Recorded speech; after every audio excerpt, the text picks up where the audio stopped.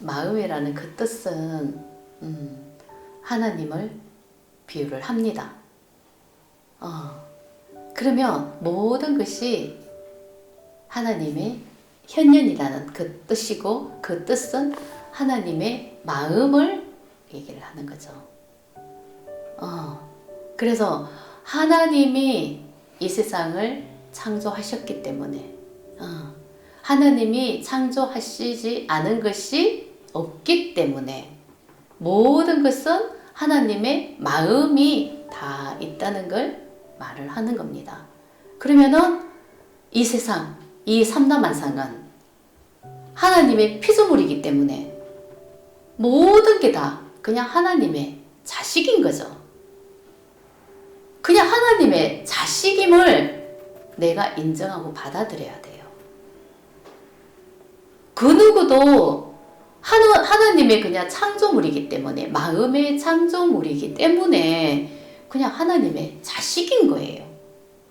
근데 그게 기본으로 마음이 대가 있어야 된다는 거죠. 우리는 그냥 하나님의 자식이란 말이에요. 자식은 부모한테 순종해야 되는 거예요. 내가 아무리 잘나고 부모보다 우월하다고 생각하지만 좀 배워서 부모를 무시하면 안 되죠. 부모를 수치쓰면 안 되는 거예요. 그거는 자식된 도리가 아니에요. 나는 부모로부터 나왔기 때문에 부모가 아무리 못나도 부모를 존경하고 정말 부모를 사랑하는 마음이 기본으로 대가 있어야 된다는 거죠. 그러니까 우리는 그런 존재란 말이에요. 하나님은 분명히 사랑이라고 그렇게 전해져 옵니다. 사랑의 존재로 이 세상을, 이 삼라만상을 창조를 하셨는데 우리는 사랑의 마음이 대가 있어야 된다는 거죠.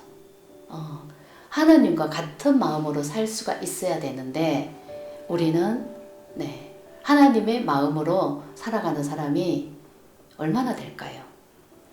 그래서 마음 공부를 하는 이유가 하나님의 마음을 회복하는 그런 공부를 하고 있다고 합니다. 그죠? 근데 하나님의 마음을 회복하는 그런 마음 공부를 하고 있다는 뜻은 하나님의 마음으로 살지 않고 있다는 것을 인정해야 되는 거죠. 분명히 다른 마음으로 우리는 살고 있다는 걸 인정하고 받아들여야 된다는 거죠. 자기 자신을 한번 보세요. 어떤 마음으로 살고 있는지, 우리는 이기심으로 살고 있는지, 그냥 탐욕이 가득한 마음으로 살고 있는지, 오로지 성공하고 싶은 마음으로 살고 있는지, 그냥 인정받고 싶은 마음에 모든 것이 다 그 마음에 초점이 맞춰서 살고 있는지, 분명히 하나님의 마음이 아닌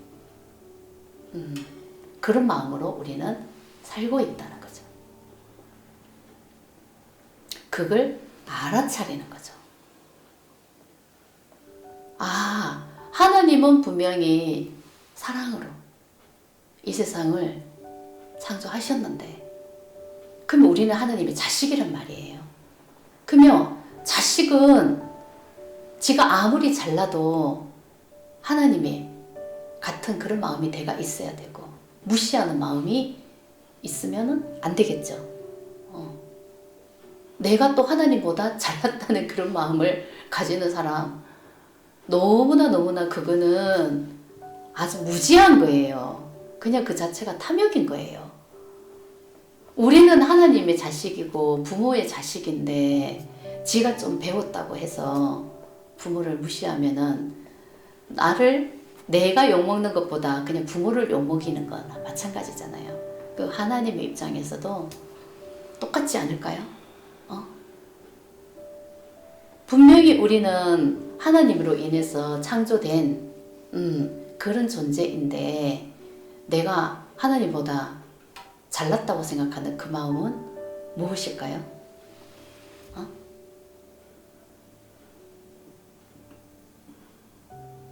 그 마음이 정말 시작도 없고 끝도 없는 그냥 탐욕이죠. 정말 그 마음은 버려야 되는 마음이에요. 그래서 진짜 그 본질, 하나님의 마음, 그 근원 자리를 찾아가는 게 본성 회복이라고 합니다. 그죠? 내 그 본질의 마음, 본성의 마음을 아닌 것을 알아차려서 그 마음의 에너지를 버리는 것입니다.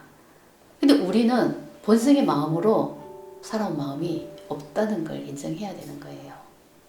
그냥 우리는 하나님의 마음으로 살아온 것이 아니라 이 몸에 매여 있는 이 마음으로 살아온 거죠. 이 몸이 나라고 믿는 그 마음으로 살아왔기 때문에 하나님의 진짜 근원적인 마음은 그냥 하나도 없다는 것을 인정하고 받아들여야만 그냥 나를 볼 수가 있는 거예요. 나는 착하게 살았다고, 사랑의 마음을 쓰고 살았다고, 나는 이미 뺏으려고 하는 마음보다 세상에 주는 마음으로 살았다고 자기가 그 마음을 믿고 있는 사람도 분명히 있을 거란 말이에요. 그것은 그렇게 살아야 된다고 내가 믿었기 때문에 그냥 그 믿음으로 살아가고 있기 때문에 미움보다는 사랑을 써야 된다. 그 믿음을 갖고 있기 때문에 그렇게 살아가는 것 뿐이지 근원적인 하나님의 마음은 아니라는 거죠. 근데 그걸 인정하고 받아들이면 되는 거예요. 이 몸이 나라고 믿었던 그 의식에서 살아온 모든 마음, 분별하는 마음, 정말 그 분별심이 굉장히 큰, 정말 큰 마음이죠. 큰 에너지죠. 분별심이라는 것은 내가 알고 있는 아름아리로 내가 알고 있는 그 배운 지식대로 세상을 분별하는 그 마음. 그 마음이 성경에서 무엇을 의미하는 것 같아요? 세상에 귀신이 있고 마귀가 있고 뭔가 악령이 있다고 생각을 하세요? 분명히 귀신이 존재하는 것도 아니고 마귀가 존재하는 게 아닙니다. 그죠? 근데 그 성경에는 왜 그런 말씀이 많이 나왔을까요? 저는 분별심을 얘기한다고 생각합니다. 그것은 분별심인 거예요. 내가 알고 있는 상식과 내가 알고 있는 아리마리 그 지식으로 세상을 판단하고 분별하는 그 마음을 마귀라고 표현하는 거고 귀신이라고 표현하는 거라. 성경에는 그 비유의 말씀이 너무나 많으니까 저는 그렇게 생각을 합니다. 그게 아니면 진짜 귀신이 있는 걸까요? 마귀가 있는 걸까요? 뭐 그런 게 분명히 없잖아요. 없다는 거 알고 있잖아요. 근데 왜 그렇게 비유를 해놨을까요?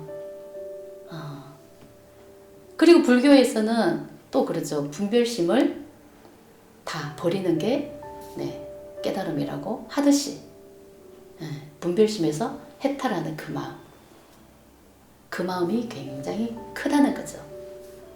그게 불행이죠. 내가 못 받아들이는 그 마음이 분별심이잖아요. 근데 못 받아들이는 그 마음이 분별심이기 때문에 분명히 못 받아들이는 마음은 뭐예요? 내가 맞다고 생각하는 마음이 있고 틀리다고 생각하는 마음이 있기 때문에 못 받아들이잖아요. 근데 이게 이 마음이 아니라는 거죠. 이게 맞는 것도 분명히 있고 틀린 것도 분명히 있는 거는 맞아요. 근데 그걸 맞는 것도 받아들일 수가 있어야 되고 틀린 것도 내가 받아들일 수가 있어야 되는 거죠. 근데 그게 하나님의 마음인 거죠. 우리는 너무나 이 세상에는 정말 수많은 사람들이 살아가잖아. 하나님의 이 피조물들이 이 세상에서 살아가고 있잖아요. 그러면 다 하나님의 마음으로 살아가는 사람이 없습니다. 그죠? 근데 하나님은 그걸 다 받아들이잖아요. 너는 틀렸어.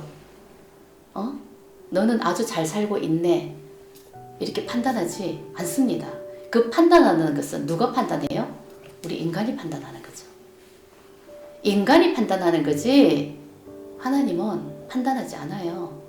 그래서 그 하나님이 판단한다는 그 뜻은 마음을 얘기하는 거죠. 그죠?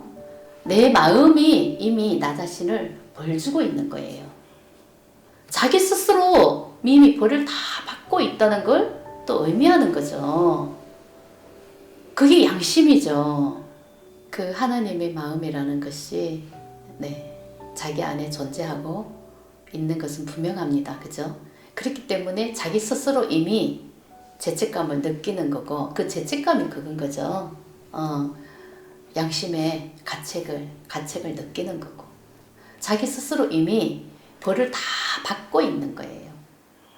그 괴로움 분명히 뭔가 아닌 것 같아. 그건 이미 내 안에 하나님이 존재하고 계시기 때문에 자기 스스로 벌을 다 받고 있는 거죠. 그 상태가.